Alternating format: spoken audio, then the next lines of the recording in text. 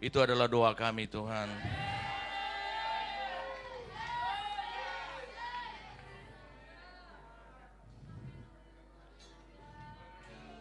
Taklukkanlah hidup kami, taklukkanlah hati kami. Biarlah Engkau yang berkuasa atas hidup kami Tuhan. Buatlah hidup kami ini menjadi rumah bagi Engkau Tuhan.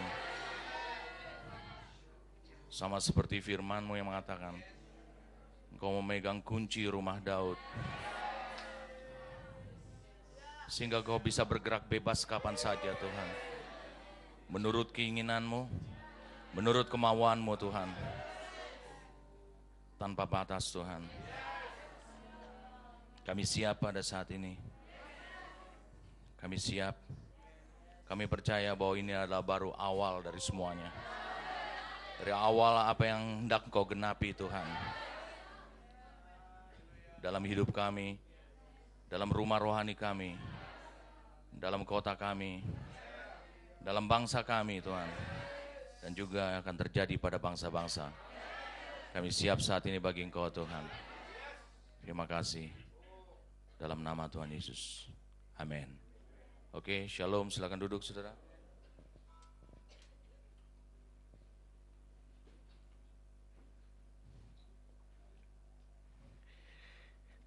Hari ini adalah hari terakhir dari sebuah awal.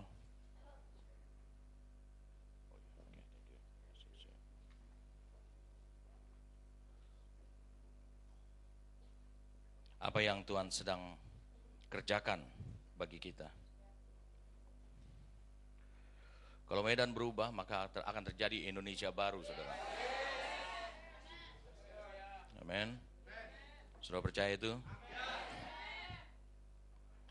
Sejak kemarin, saudaraku, apa yang dibagikan Pastor Paul Smith dan apa yang saudara dengar yang disampaikan oleh saya, ada banyak orang berbicara tentang kebenaran-kebenaran itu.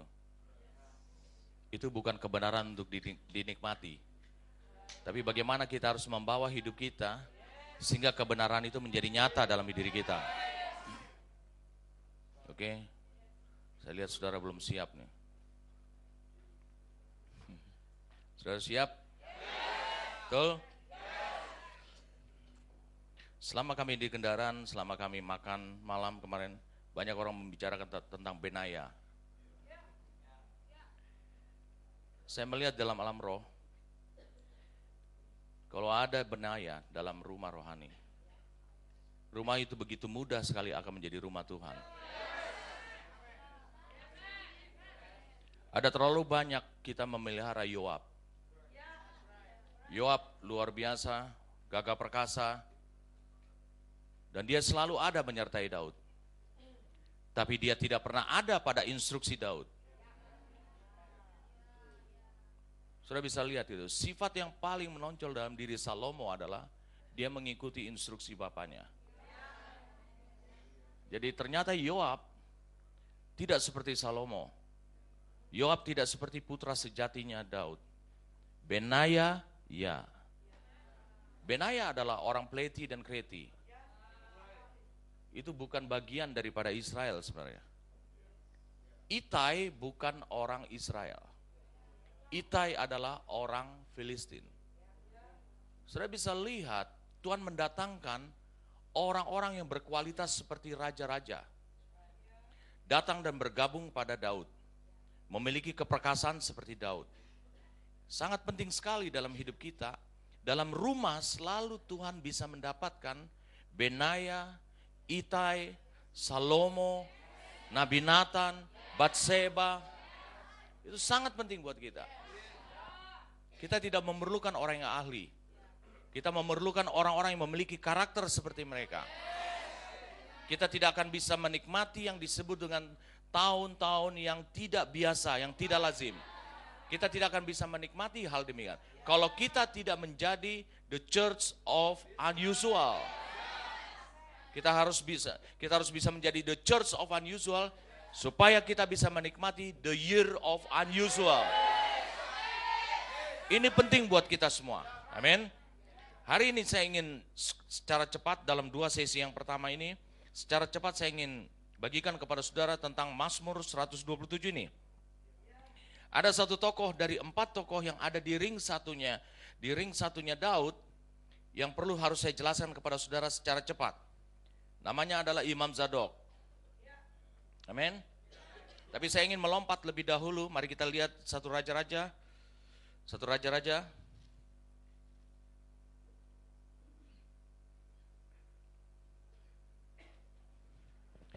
raja-raja pasal yang kedua.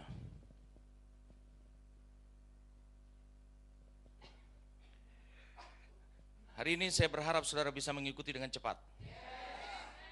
Tulis saja ayatnya, tulis saja dan saudara buat tulisan di samping ayat itu.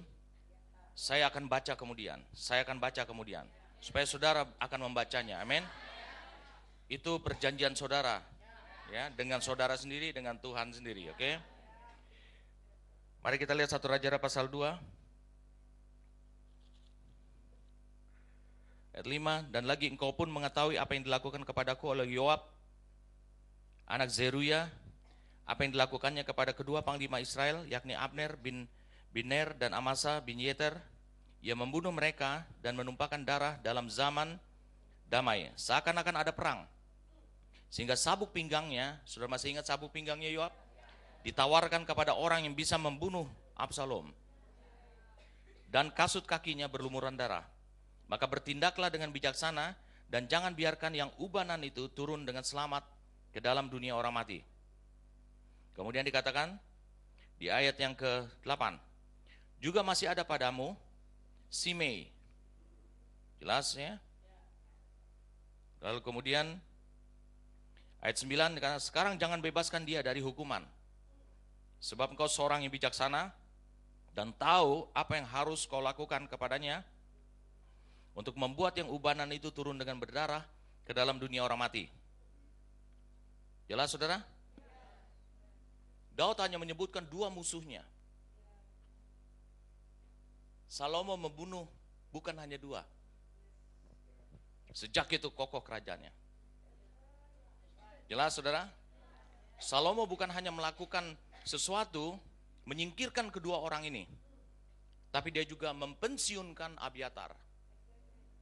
Sebelum saya jelaskan kepada saudara siapa Imam Zadok, Imam Zadok adalah sebenarnya asisten daripada Abiatar. Kau harus lihat. Saya harus bercerita kepada saudara siapa Imam Abiatar ini.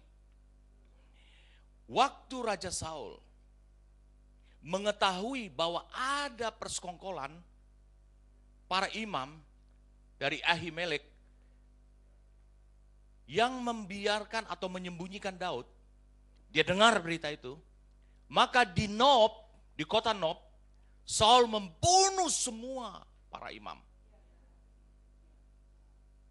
Saudara bisa lihat, itulah sifatnya Saul, itulah sifat gereja Saul. Para imam sebenarnya membuat mereka terhubung dengan Tuhan. Dia basmi semuanya. Bagi Saul tidak peduli dia terhubung dengan Tuhan atau tidak. Tapi dia bisa melampiaskan dendamnya dia. Dan pada saat itu Abiatar masih kecil. Abiatar lari menyelamatkan diri. Dia lari kepada Daud. Saudara bisa bayangkan. Dia menyelamatkan diri dari Saul. Karena dia akan dibunuh, karena keluarganya dibunuh. Dia menyelamatkan diri, lalu kemudian Daud berkata, kalau kau dekat aku, engkau terlindung. Itu Daud. Dan Daud tidak berpesan tentang Abiatar. Dan tidak ada yang mengajarkan Salomo tentang Abiatar. Karena selama ini Abiatar oke-oke saja.